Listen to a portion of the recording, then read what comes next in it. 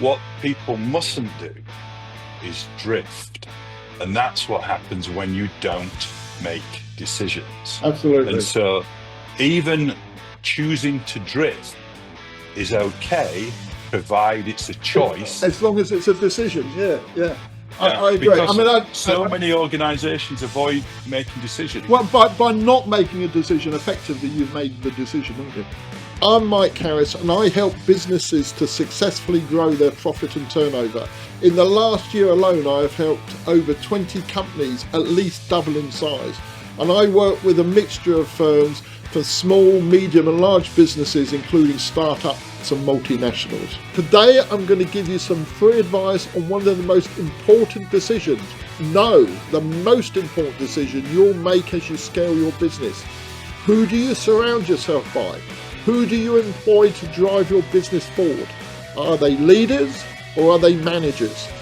So to help me with this crucial question, I recorded this episode with a special guest. Hello and welcome back to All You Leaders and Strategy. I'm Mike Harris, and today I'm joined by a very special guest, LinkedIn legend, coach, business entrepreneur, and the wise owl himself, Paul Hetherington. Welcome, Paul.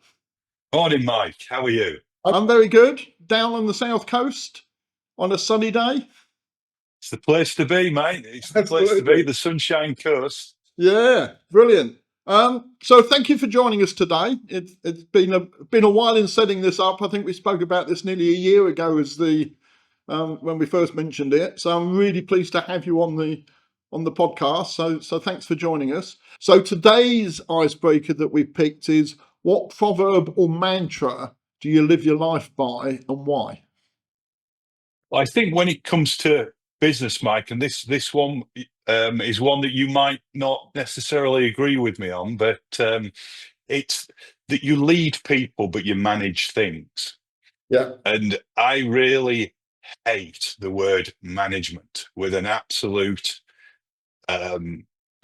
real vitriol hate of that word management, because I believe people look for leaders in an organization, and that's what we need to be training. When I've done tours around Europe, one of the big differences in businesses there is they really train people from the shop floor upwards to be leaders in their organization rather than managers. And Yeah. I just wonder whether we still have the sort of 1960s, 1970s vibe on the management and workers. And so, yeah, that's one that I'd love to have a Well, good. exactly. So we'll hold that thought and we'll come back to that in a minute. So the one I'm going to pick for today is that you need to succeed despite the problems and not fail because of the problems. I find a lot of times that people have an issue and that is then blamed for everything else that occurs. And yet, if you're leading a business or managing a business, it's important to actually succeed despite those problems. You're going to have to deal with those problems, and you can't let it stop you from actually succeeding. So succeed despite the problems, not fail because of the problems, is my mantra for today. Yeah, that's a great one. I think one of the things I used to always talk to people about is this is how we're doing at the moment with all of these issues. Imagine how we're going to be doing once we solve those issues. Yeah. So almost looking for as many issues and problems as you can find in a really good way, because that then makes you even more profitable. It enables you to turn the corner. If you enter a business and it's solved everything and it's not doing very well, Well, then you've really got a big trouble. well, yeah, and you're kidding yourself, aren't you? To be fair, and this will probably lead into a discussion. But let's start with what is your definition of leadership? Getting things achieved through others Yeah. is probably the key thing, is building people up to achieve things. That would really be where it all fundamentally sits. Yeah. Okay. Good. And we're going to now circle back for a second to your icebreaker, where you said it's people. You know, you lead people when you manage things. So do you want to elaborate on that in a bit? Because as you rightly said, I don't necessarily agree with this statement fully. So it'll be interesting just to have a bit of a discussion and a debate around what you think and why I disagree, and then when the classic Brian Clough, we can then agree that I was right all along at the end of it. So, so over to you for a sec then, Paul. Why do you believe that people are to be led and things are to be managed? I think whether it's in any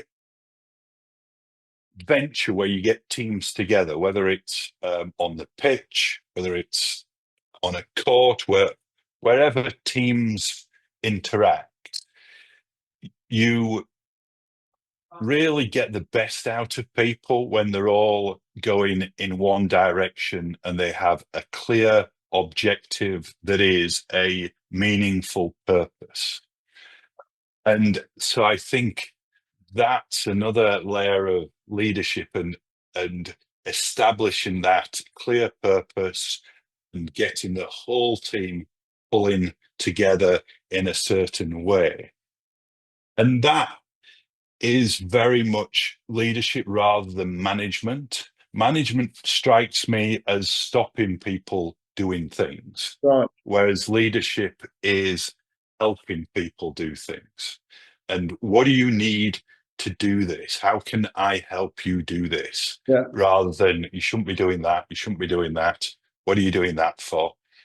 And I think when you walk around a shop floor, when you walk around a business, it's very difficult to tell who has the capabilities of being a great manager, but it's quite easy to see the leaders. Yeah. For good and ill. You know, sometimes it can be the moaners that have a level of charisma that people get around and moan to. Sometimes it can be the introverts that don't say a lot, but when they say it, everybody listens, and they can be leaders. It's quite, I would say it's much easier to find your leaders than find your managers. Yeah. And I do feel that managers don't, the primary thing isn't to facilitate others growing and the organization taking off. It's to stop and put barriers in the way. Yeah. Yeah. So I think so. From my point of view, and look, I'm with you that I don't think there's enough leaders in business or in the world generally, and we don't tend to train people to be leaders. They either have it as a natural ability or they don't. And I think a lot of people could be much better leaders if they were trained and helped to do that. And certainly, there's no doubt that as a proportion within companies and organisations, there are far more managers than there are leaders. But where I disagree with you is I think the manager's role is also as critical as the leader's role. I think you need both. And the reason I think that, and maybe it's partly through my construction background and the activities that take place on site, but you do need people who will supervise and manage the activities that are taking place on site. You need somebody who can set them to work, make sure they're doing it safely, manage the works that are ahead of them, so they can do it productively and do it correctly. That not everybody has the same skills, not everybody even has the same level of ability or productivity. And I'm not saying in that I think, you know, some people are lazy and don't do their jobs or don't want to do their jobs. I find that most people want to do their jobs when they come to work, but they still have different levels of ability and productivity. And a manager's job is to actually make sure through things like processes and procedures and standardization and things like that, make sure that you get the best out of the people. And that's not the same as a leader who is creating the environment for them to do that and is creating the direction, and then leaving them to achieve it in their own devices. Because if you come back to a construction site, for instance, you need people to work in a fairly rigid way, and I think you need them to be managed. So that's my view. I think you need both. I guess I don't agree that the leaving to their own devices thing is the leader. You can, so the way I would visualize it on a site, the difference between a leader and a manager is if somebody does something wrong, what do they say? The manager says, you shouldn't do that, you should do this. The leader says, run me past what was the reason you did that? And they go through it. And what would be the effect of that? What could be? And so then they walk them through how can we prevent that happening? And then so that there's a learning there, it's just not. So I do think, of course, you need to have health and safety, whether it's on site or in factories, is absolutely critical. And actually, I'm a huge health and safety fan. Yeah, I think sometimes health and safety gets a bad rep because people who don't live and work in dangerous places think, oh, it's all about conkers. yeah, No, it's not. My son had a very nasty accident with a machine caught him up in it not that long ago from very poor health and safety in a factory.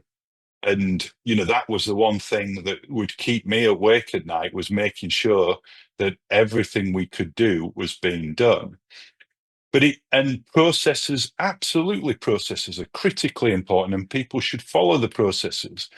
But there's a difference between following them because you understand them, believe in them, and want to do it, and because you've been told to. yeah. And so I think in every area, if you have 4, 5, 6 people, you'll have a leader there. Whether that's the person that's got the power and is also the manager or not. Oh, absolutely. Yeah, yeah. Quite often it's not. Yeah. Well, maybe what we're talking about then is the definition of a leader and a manager, because I don't disagree with anything you've just said there. But I think that a leader is somebody who's looking more at the medium and the long term direction, and a manager is more looking at the short to medium term within an organisation. So, for instance, when I've run projects and run businesses, I've always made sure in my team, I've had people that I would consider to be leaders, i.e., looking at the medium to long term. But I've also had people I believe to be more managers who are looking at the short to medium term. Because I think it's different skills. The brain, I think, is wired differently for those approaches to life and the way you do it.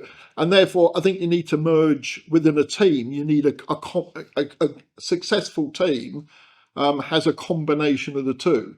The But I challenge do I'd throw think. back, Sorry, go the on. challenge I'd throw back at you there, Mike, is when you're promoting people. If you're promoting people to the next level is a supervisor, a manager, a senior manager, and you're going through that, then you never get the leaders because all you're doing is promoting managers. And so, whereas if you're promoting the leaders that are coming along into those positions and expecting them, either you'll end up in an organization getting leaders or you won't. And that depends on you promoting that type of mindset right from the start. Now, I again, it might be semantics in it because I don't see the short term, long term, the Yeah, process, the having 3 people in a team and the leader gets promoted. And this is what I see again when I visited companies overseas, and particularly in Switzerland and in Germany and places like that, at the shop floor, that they really are looking to find the leaders. Now, a lot of their job would be what you describe as management, yeah, but they do it in the way that a leader would. And I think the difficulty in the UK sometimes, I believe, is that we don't empower people. We put them in boxes and keep them in boxes. Yeah. Now, and you choose in your method of promotion what are you going to have in your organization, because if you're promoting people who can control and basically manage, then that's what you'll end up higher up with, because that's what you're doing. And often what they find then is when you get to a senior leadership stage, they don't have any leaders. Yeah. Well, and then they end up going and having to recruit a load of people that then they're trying to run a business that's got a different side. And I think culture is, that old phrase, culture eats strategy for breakfast. And So we had an episode of the podcast recently where we discussed the subject of culture eats strategy for breakfast. And it will come as no surprise, I didn't agree with it. And I suggest everybody goes and watches it if they haven't watched it already.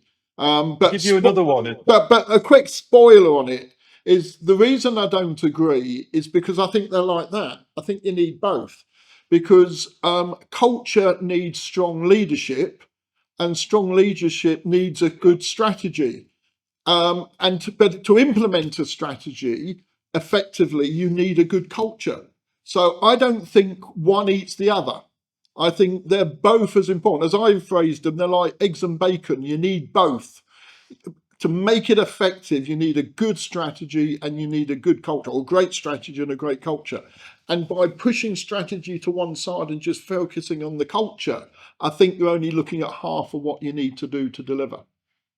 I wouldn't disagree with some of that, Mike. That Jim Collins says people first. So get your people first, and that's your culture, and then strategy. So, and that's, at the core of good to great is always people first, and getting the right people. What I mean by that is getting the right people first, and then looking at your strategy. But I've got another one to upset you even more. Counter to that is, I think to be able to decide what the right people is, you need to know what your strategy is. If you don't know where you're going and what you're trying to achieve, it's like a football team. If you don't know what you want to do as a football team, how do you pick the best players? There's very few successful teams that pick the players and then just evolve a tactic for the day. Most successful teams know how they want to play and then pick the players to match it. So that's why I think they're both as important. You and I aren't going to agree on this, obviously, or agree on any of it, I suspect. But I think you need both. I think neither is more important than the other. I think eventually you need both, but I would say getting the right people in the right seats on the bus first is key. I'll give you another one that you might not like as well, then, which is a first-rate execution and second-rate strategy always beats first-rate strategy and second-rate execution. Again, I don't agree in that. I think you need both. I think first-rate execution and poor strategy. I meet lots of businesses who are very good at delivery, but don't get to where they need to get to because they don't actually know the direction they're supposed to be going in. And I see a lot of businesses. Well, no, actually, I don't. I don't see many businesses that have got good strategies and poor execution, because I don't think most of those businesses have a good strategy either. They have a strategy, and then they've put it in a drawer and forgotten about it. So therefore, they don't really have a strategy in the first place. So if you read it, it might seem good, but it's not a decent strategy because they're not actually doing anything with it. But I come across a lot of businesses who pedal really hard and have great execution in what they're doing, but they're not necessarily going in the right direction because they haven't got the strategy of where they want to go and what they want to do. So, and maybe there's a theme here with most of these. I think you need both. I think you need things, I mean, not necessarily always in equal measures, but, so yeah, I think having great execution, and I've worked in businesses that have had great execution, but not very good strategies. And they have not reached their full potential because they've not known what their full potential looks like. But yeah, I don't generally think you get many businesses that have a good strategy and poor implementation for the reason I've said, because if they're not implementing it, they haven't really got a strategy anyway.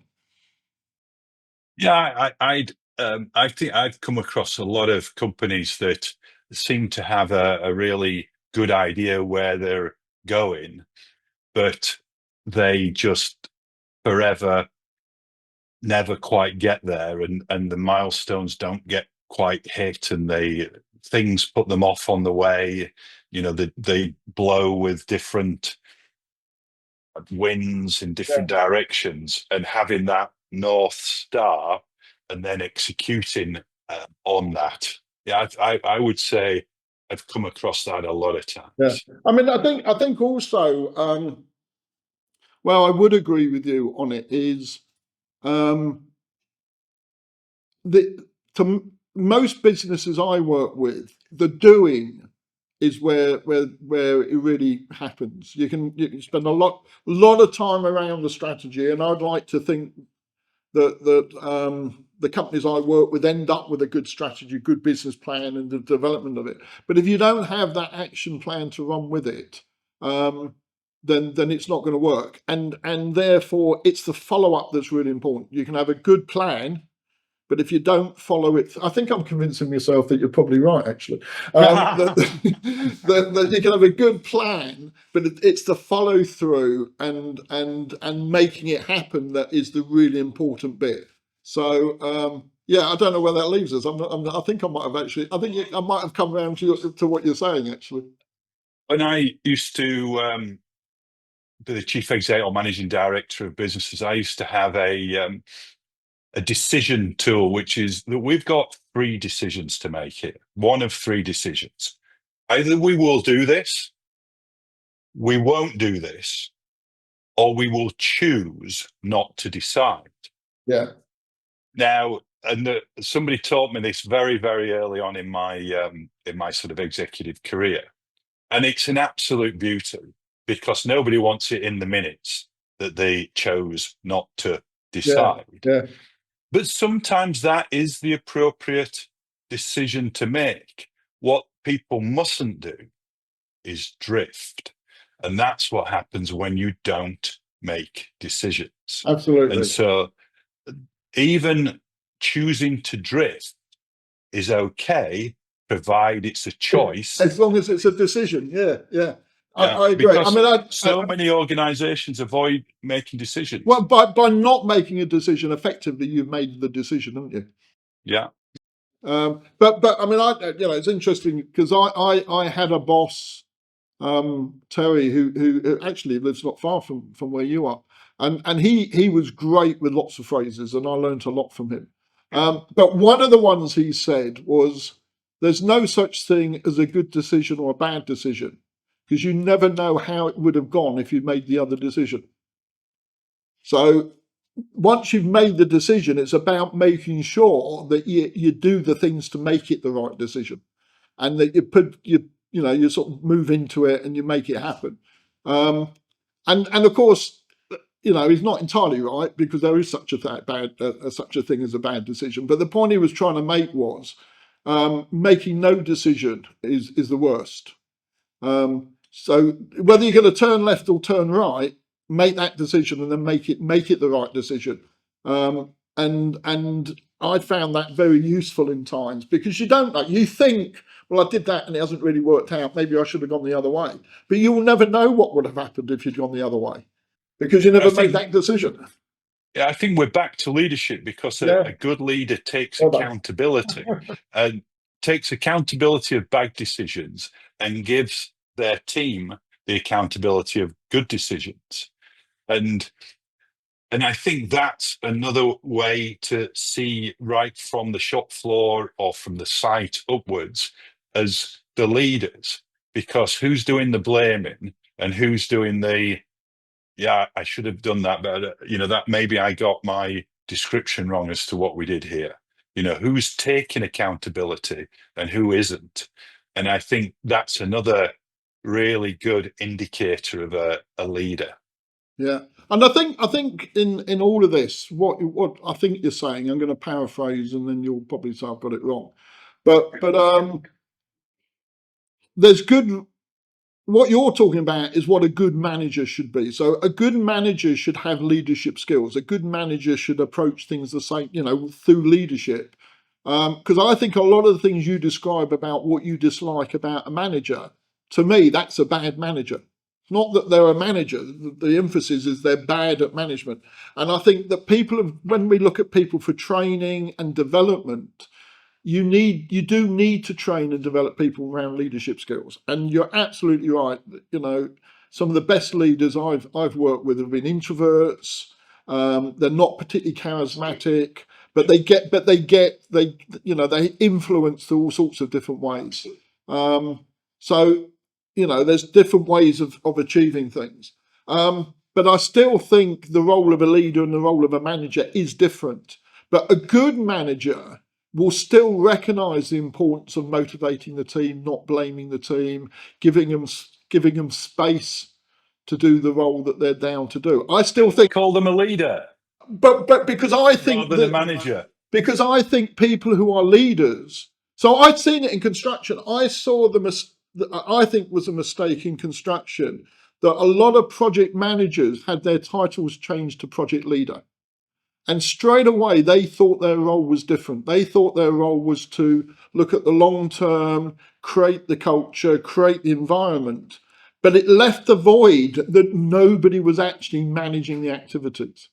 And then that's setting expectations. I mean, that's an easy one to solve, because if you're going to change titles, you've got to explain what you are expecting to happen and what stays the same and what changes. So I think there's definitely an expectation area with any role that somebody is in, as this is what is expected of you. These are what we're looking at. I go back to that phrase that I mentioned, that you lead people and you manage things.